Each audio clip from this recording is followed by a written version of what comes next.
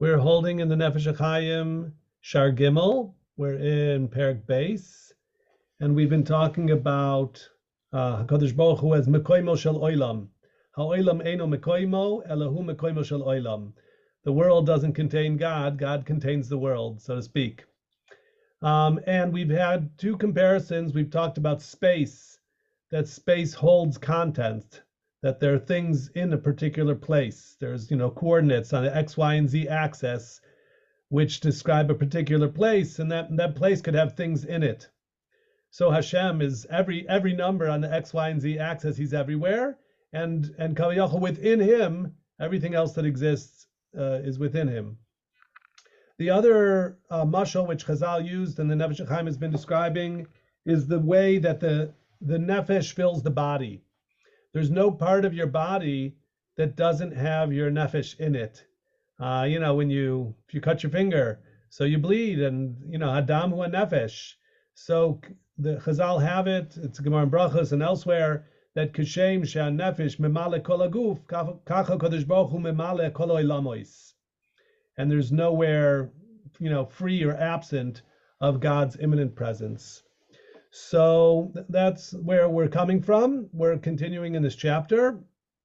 And one of the main ideas, for me, it's one of the pillars really of the whole Nefesh HaHaim, is that the world, although it seems to exist in, whether it's a steady state universe or an expanding universe, but it definitely feels like it's here and it's real and it has this independent existence, but really it doesn't.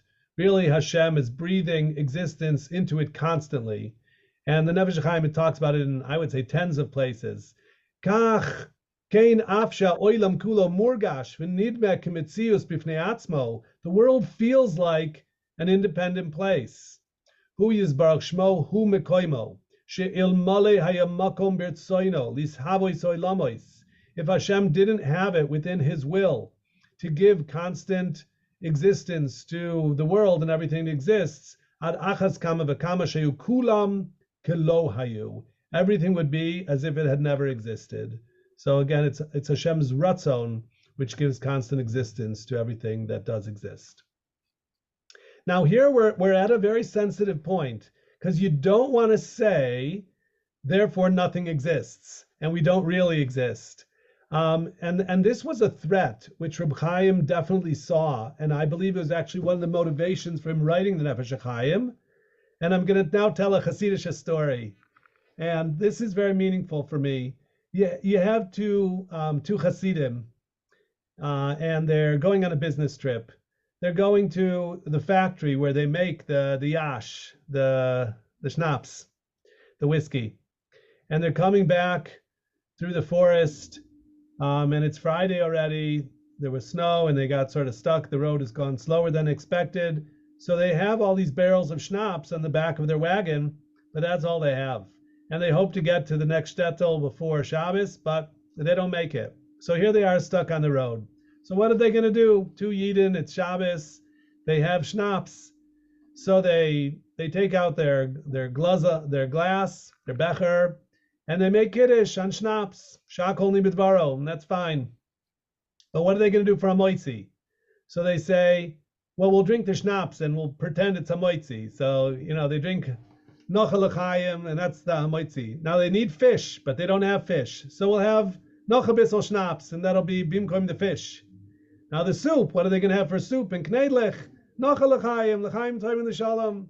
And what are they going to do for the fleish and for the kartoshka? So they have nochel l'chaim, and this is how they get through the Suda. Of course, for dessert, they have an after-dinner drink, l'chaim, and this is how they get through the Shabbos with only whiskey.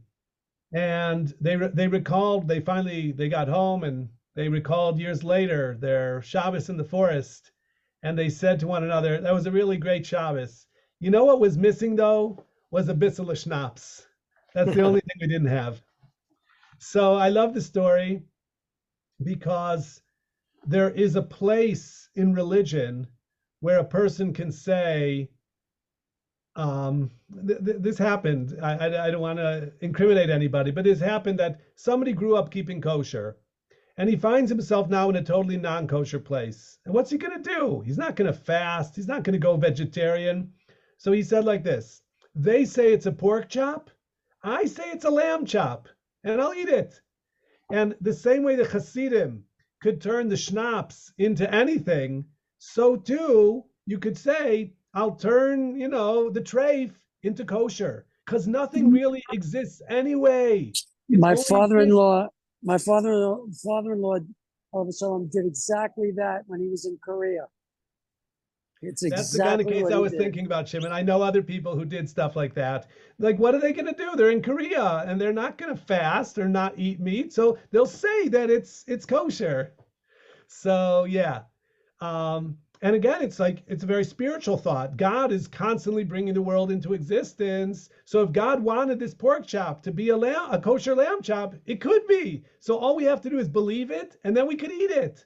Now that's a very, very dangerous idea, because you could do any Aveira in the world like that. She's not really your wife; she's really my wife, and whatever. You could do every terrible Aveira through that sort of apology, through that sort of wizardry and mental gymnastics, by calling things by a different name. And Lamaisa, people were doing that in Europe. There were people who were Messianists, and it was the outcome of Shabtai Tzvi, and then there was Frankists, and they were doing shtick like this, and they were doing Averas, and it's very, very bad and dangerous, and it's tempting because you're really from guy, but you're doing Averas for fun, but they're really mitzvahs. So it's a big balagan, and you have to stay far away from it. And so the Nefesh HaHaim is now going to lay out the danger of and the sensitivity of the issues that we're discussing when he says, like, the whole world doesn't really exist. So be careful with that idea. So he's now going to lay out his caution. So here it comes. He quotes Sefer Yetzira. In Sefer Yetzira, Perek Aleph Mishnah Ches, he quotes it a little bit about Belima belom picha miledaber velibcha milaharher ve'im ratz libcha shuv lemakom shelakach nemar ratzo v'shov. I'm going to open the Sefer Yetzira now for a moment to help us understand it. And his point is Amar lemakom daika. The Sefer Yetzira used the word makom to be mirames to what we're talking about, this aspect of Hashem, that he's mekoimo shel oilam. Hainu ke'im yarutz, she'im yarutz machsheves leva adam, if your heart runs away with you. Lahasiga muskal, eich nimshach hishavusam kol rega, mimenu yizbarach shmo. You start to think that you understand how God is constantly bringing everything into existence. So be careful with that. Shuv lemakom. Go back to your place, or to understanding Hashem as Mekoimo Shel Oilam. Lahasig erech hamuskal midimyona murgash bevchinas makom kanal. Ayin perish haramban zal al Mishnah Zu. So that's what we're going to do right now. The Nefesh HaHaim is giving us like a bibliographic instruction to look in the Ramban on Sefer Yetzira, and we have it, right here on the page. So that's really helpful. So I want to share with you Mishnah Ches in Perek Aleph of Sefer Yetzira. And Sefer Yetzira I really love, and I think it's really valuable. Maybe we'll learn it after Nefesh HaHaim. It has a real lot of important stuff for us. So it says the following: Eser Sfirois Belima. So 10 Sfirois, everybody's heard of the 10 Sfirois, but the Sefer Yetzira in these Mishnayos uses the term Belima. And it's not clear what this word means. So it could be a compound word of two words, beli ma, which would mean sort of nothingness, without anything. Beli ma, they have no ma, they have no what, they have no substance, no nothing. So that's what they call them. 10 sfirot without what? Is that the same word? Isn't there a word for breaks that's similar to that? Exactly, Shevin. You're mamish onto it, because that's the next word the Sefer Yetzira uses, belom picha, which we could translate as put the brakes on your mouth. Okay, if you go to the Mosach, if you go to the Israeli mechanic to fix your car, and you tell him yesh li baya im blamim, you have a problem with your brakes, so you better fix that. You don't want to drive with bad brakes. So blamim are brakes. Is that the same as Tola Eretz Al Belima? Exactly the same. Okay, that Hashem dangled the world on nothingness. So Belima could be a word for nothingness, And so the 10 spheros are called 10 spheros of nothingness.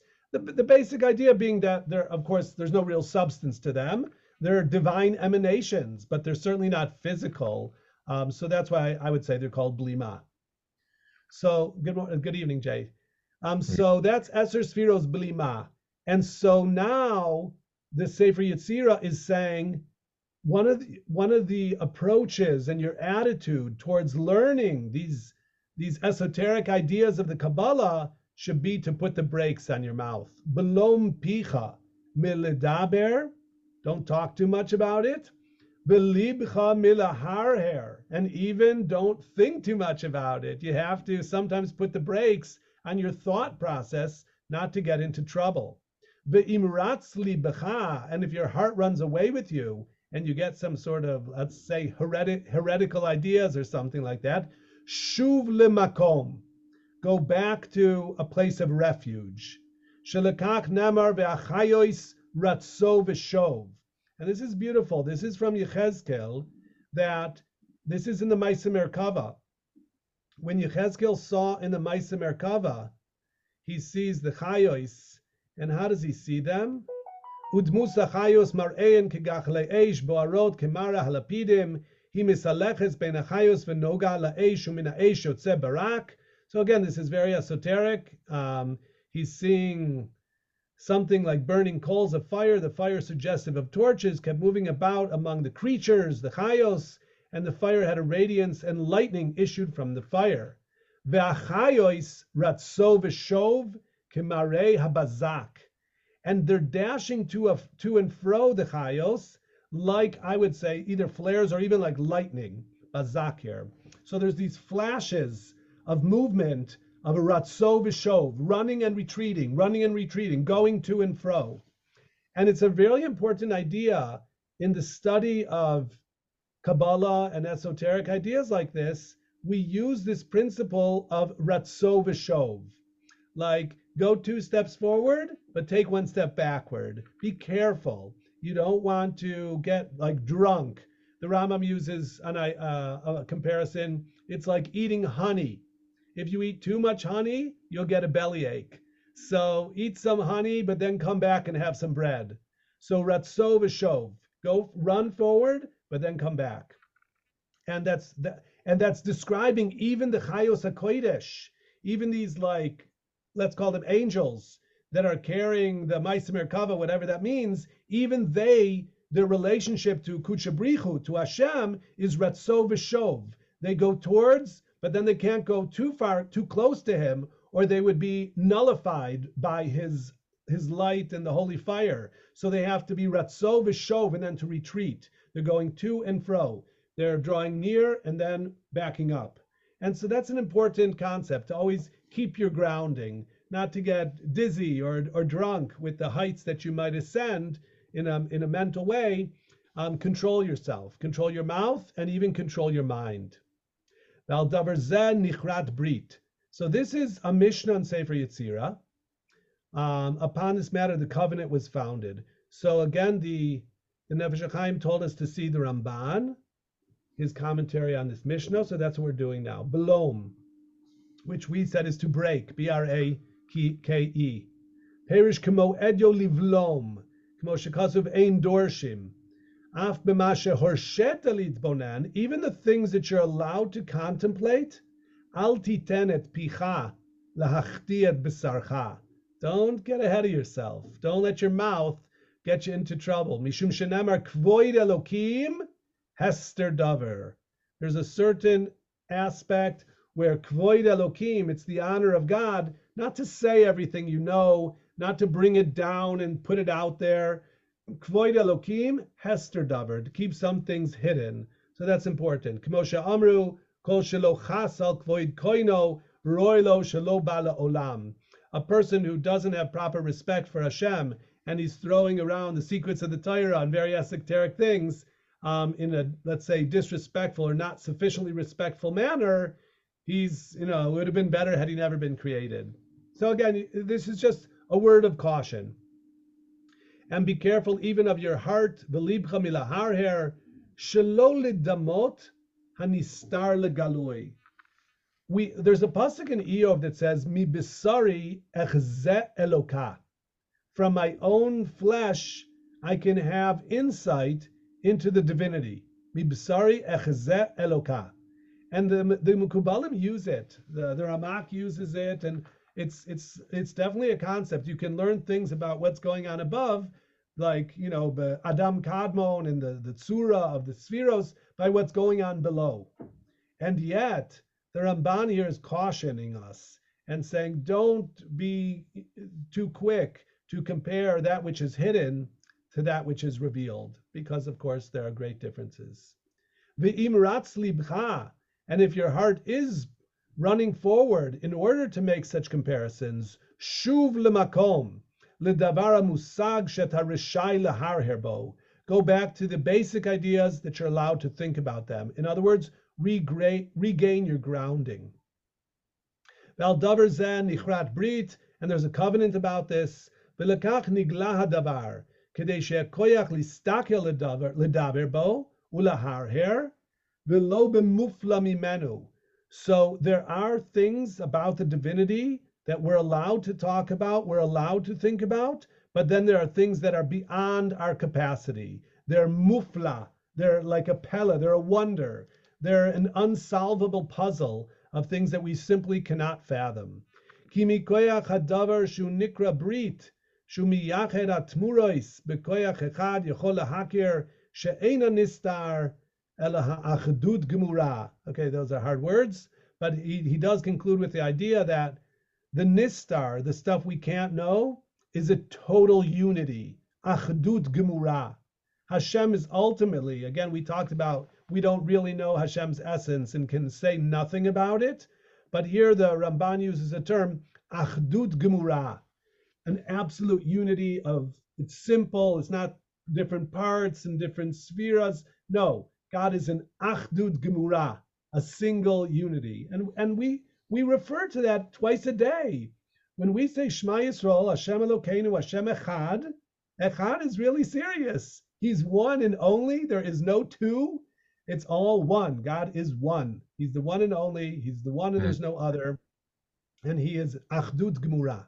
So that's a the very Malachim are separate from Hashem? Yeah, absolutely. They're brios. He created Malachim. So they're not the boire or part of the boire. They are briot that he created. Okay, so we took a detour to the Sefer Yetzira because the Nefesh HaHaim told us to.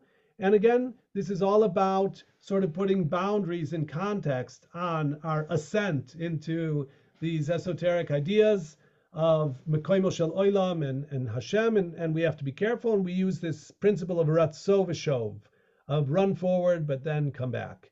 And he was saying that when they said go to the makom, he's saying the makom daika. Dafka, the word makom, that Hashem is mekoimo shel olam. Ve'al zeh kavana darchu razal hakdoshim. This is how Chazal treaded. Lahamshil mishalim be'inyan hischabruso yizbarak la'olamois. This is how they depict and make mashalim. They make allegory to describe Hashem's connection to the worlds.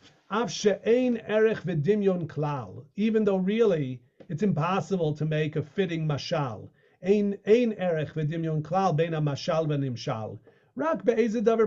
There is some didactic message, it's teaching us something. So there's some slight resemblance, some idea to take from it, but not to think that really like the way the soul fills the body is the way that God fills the universe. That would be a wrong understanding. And he's going to talk more about that.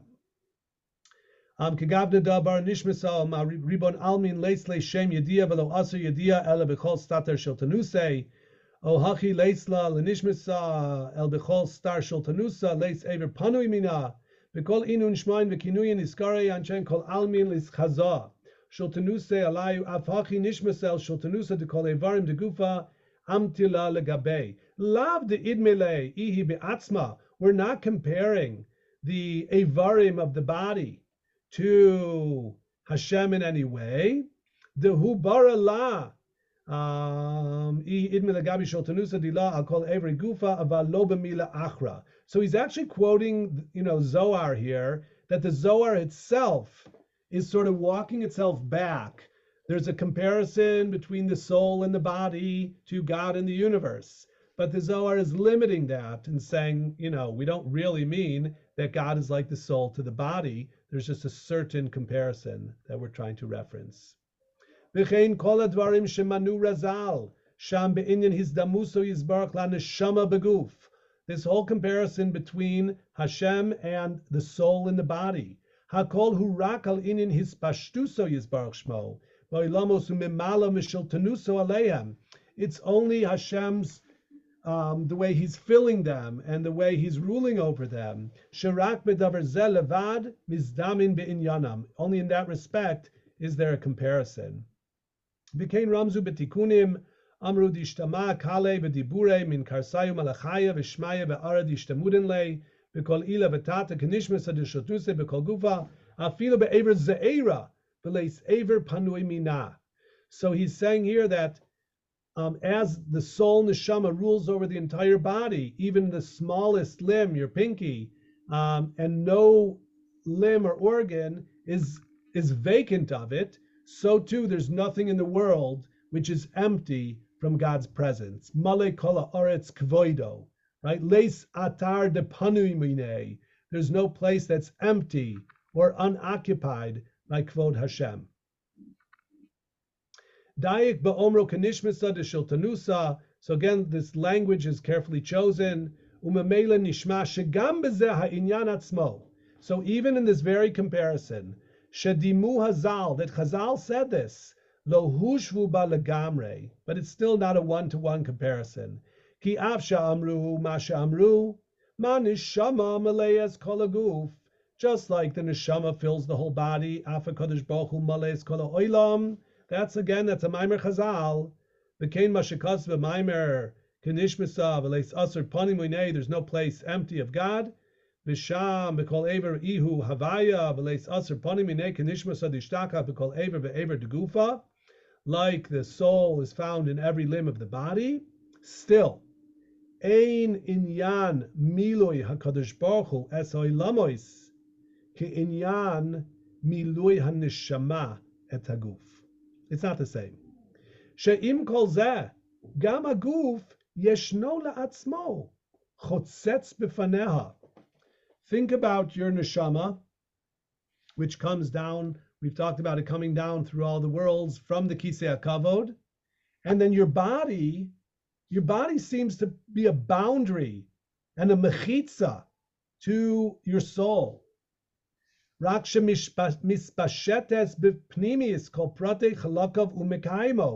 soul is within your body and giving it light, animating it. And after Me'ava Esrim, the soul will leave the body. And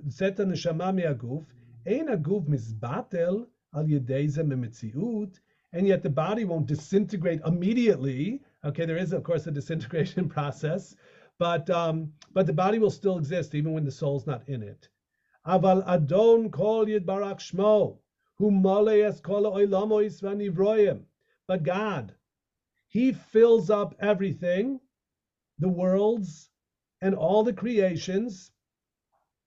Ve'einam choitzitzim chalila negdo nizbarach klal be'emet. This is an important idea that, because I'm here, does that mean God can't be here? Because I'm taking up this space. So if I'm here, God's not here, right? Or if, my printer is sitting here on the table. So if my printer's here, God can't be here because my printer's here. So God can't be there. So it's not like that. He has no dimension. He has no dimensions.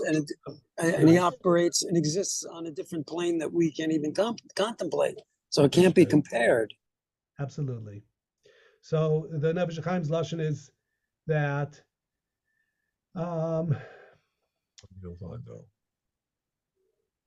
Ein od milvado yizbarach mamish shum davar klal b'kol oilamos. There is nothing else besides God. Mamish shum davar klal b'kol oilamos. So really big superlatives here. Nothing else exists except Hashem. Mea elyon shebelyonim. Aratohoim atachtoin shebehoimois haaretz. from the highest place to the lowest place.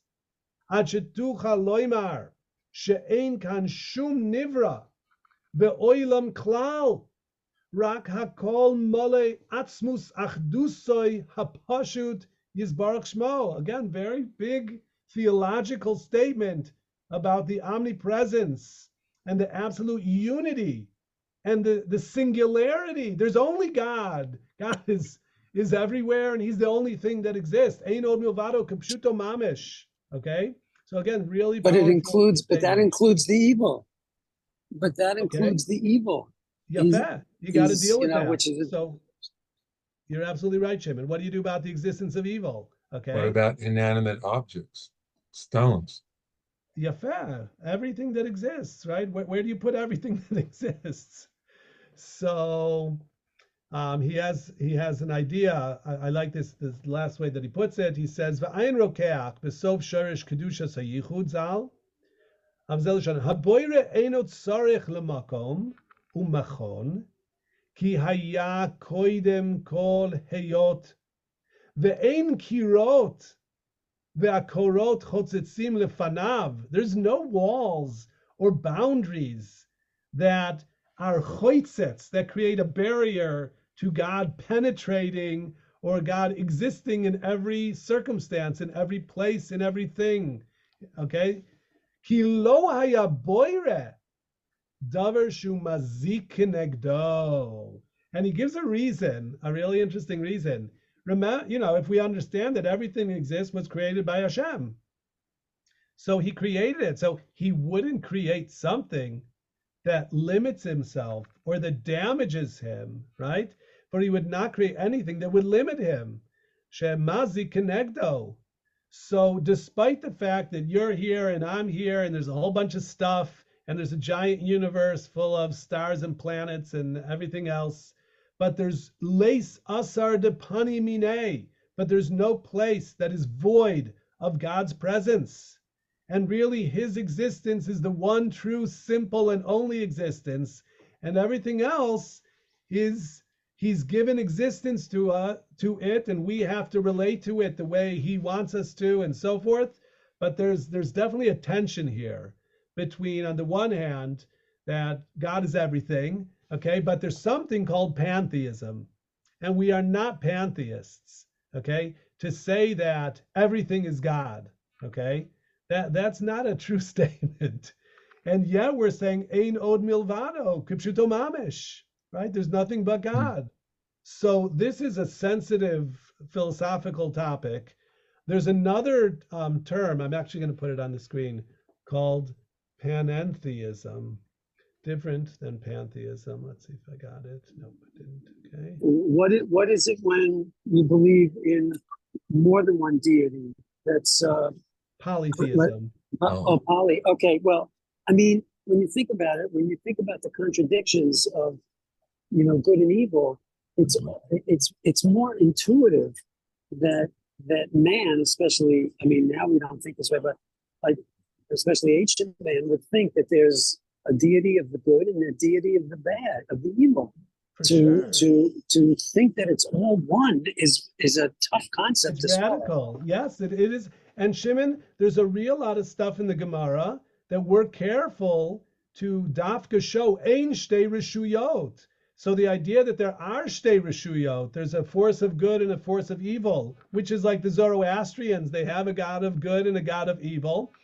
The Gemara has it. That's why we say in Ma'ariv, Mavir Yom Umevi Laila. We mention at night that God brings the day and that he brings the darkness and the light. And we do the same thing in Shachris. And Borei Atakol, which was supposed to be Borei Ra. At the exactly, Ra. That's how the Pasuk has it. So these are all very important ideas, that there's not two Rishuyos and that there's only one God, and he's in charge of everything. But again, that gives us the problem. So where did evil come from, and so forth? But even though we say that, we still talk about, the Sitra Achra and the Satan and all, this, this other thing. It's it smells, it looks like a duck and it quacks like a duck, but we don't call it But a it's duck. not a divinity. That's the thing. Think of it as like the Satan. Think of it as a created angel that Hashem created to allow for free choice. That's mostly where we should put it. And we'll talk more about it, but that's the simple answer. That it's a created. And again, this has to do with the Tzimtzum. We're going to get to the Tzimtzum where Hashem concealed himself so that there could be the appearance of the existence of evil in order that we would have the chance to choose and do good. And that's like a necessary part of the creation. So that's what he did. But of course, Hashem is all good and he's everything and nothing else really exists. Rabbi, I mean, Yes. he doesn't seem to address any quantitative differences. By this I mean, is there more divine permeation of the Har HaBayit versus Times Square? Okay. Are there quantitative difference in terms of? God, I hope so.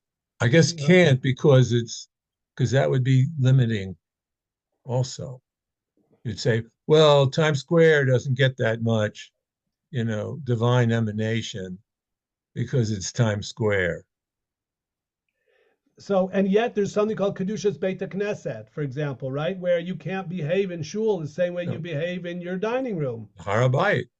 Yeah, Har HaBayit. And I'm showing even closer examples, right? Even, Mikdash Ma'at and so forth. So you're absolutely right. There has to be something else. And what we have basically is Shulchan Aruch to teach us how to relate to things. And you got to stick to Shulchan Aruch. And that's a big part of the theology of the Nefesh HaHaim. You got to follow the rules. Esoteric theology and Kabbalah, it's all very good, but don't mess with the Shulchan Aruch. Don't leave the Daled Amos Shel Halacha. And so a shul has Kedusha, and eating kosher is important, and Shabbos has Kedusha, and those distinctions exist, even though on a theological level, your kasha is a good one. I mean, is Hashem more in the synagogue and not in the cemetery? Or is he more in the kosher flesh and less in the chazir, right? If einod milvado, so where is this room for distinctions, or like you're saying, quantitative distinctions? So the question is a Jew and a non-Jew. Yes, does a Jew have more kedusha than a non-Jew? How do we understand that? Steve, what are you thinking about? I don't think it's any harder to imagine all these things emanating from a single source than it is to, I think it's more troublesome to think of competing forces out there like God against Ming the Merciless or something like that. Just gets pretty wacky. It's also, you're touching on, and you say if God is all that exists, then you run into the notion of where you started off tonight, which was, we don't want to go so far as to say this is an illusion or we're an illusion. And I'm not sure we're not. I mean, but that's another story. I mean, I was personally thrown for a loop with that one for a while, and there's a lot we can't figure out. Like you say, don't make a great the metaphor of the soul to the body and God and the universe. We have no idea what we're talking about when we're talking about the relationship of the soul to the body, and I think it's beyond our realm, much less how God fills or doesn't fill the universe or this sort of thing. So We definitely have to be humble about it because our well, and then understanding and then we're all out here trying to keep our egos in check and become, who are you to call yourself a nothing type of level. And but if you go too far, apparently we're out of line cosmically, or Yes, what do you want to say? I'm flashing on, not that Woody Allen would play here, but he's talking about death being an illusion, and then he adds this, but it's a terribly realistic one. Okay. I always Thank think you. of that. Yeah, fair. So I'm rambling, but I mean, if we can't figure out what man is, how can we figure out what God is? And I think we're kept from ourselves, if you will. And I personally don't like to speculate too much because I think you get very close to nullifying your own existence the closer you get to pondering the big picture out there. There's So- definitely a need to be cautious here and to be humble. On the other hand, we don't want to ignore it. We don't want to not discuss these issues. We don't want to not think about God at all. It does help our davening and our divine service to think about the interaction between God and the universe. So we don't want to also, shut our mouths entirely and therefore we have nothing to talk about and we can't say anything. So we do want to hold the discussion, but we want to do it in a humble and balanced way. That's what I would say. Okay, well, I just think I always come back to this dumb analogy, but if you were outside of the Chevrolet factory in Detroit, if you really want to know what was happening in the factory, you wouldn't ask the Chevrolet.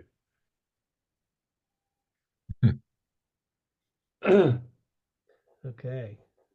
Or the Volvo, if you want to bring it into Sweden.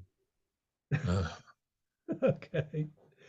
I do want to share this definition that I introduced about panentheism, which is different than pantheism, which especially some of Rebbeim are very careful not to fall into the trap of pantheism, of thinking that everything is God. Panentheism is the belief that the divine intersects every part of the universe and also extends beyond space and time. So it says the term was coined by a German philosopher. And I'm not saying that the Kabbalah, Dafka, panentheism is the right idea, but the pantheism of Spinoza, right? Spinoza was for sure a heretic, right? You're not allowed to learn his stuff. So my concept, Joe, here is that we have a delicate challenge.